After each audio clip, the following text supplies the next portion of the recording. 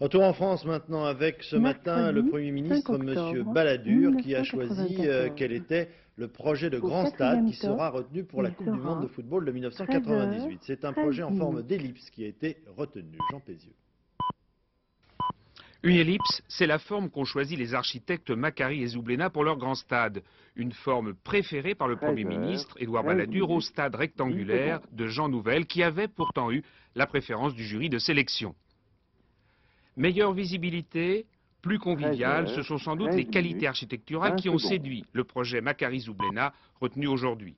Respect aussi du cahier des charges. Le stade est modulable de 20 à 100 000 places. Grâce au déplacement des gradins, il se recule de 13 mètres. On passe en 24 heures d'un stade de football à un stade d'athlétisme. Capacité 80 000 places assises. Le grand stade sera construit ici, sur cette friche de 27 hectares à Saint-Denis, bordée par l'autoroute du Nord et le canal Saint-Denis. À côté du grand stade et du stade d'entraînement, il y aura un parvis avec des commerces, des bureaux, des logements et des allées plantées d'arbres reliant le site au centre-ville et au fort de l'Est. C'est un stade pour le football, le rugby, l'athlétisme. Les pistes d'athlétisme sont circulaires, donc on épouse cette géométrie.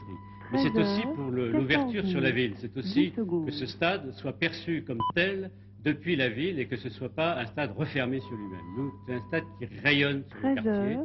Le grand stade signé Macquarie-Zoublena devrait coûter 2 milliards de francs, soit un coût inférieur d'au moins 300 millions à celui du projet Nouvel. Une économie qui aura certainement compté pour le choix du Premier ministre. L'État est en effet le principal financier du grand stade, 900 millions. Les autres financiers, les constructeurs, Bouygues, SGE et Dumez, ainsi que les exploitants, fédérations sportives et télévision. 40 secondes.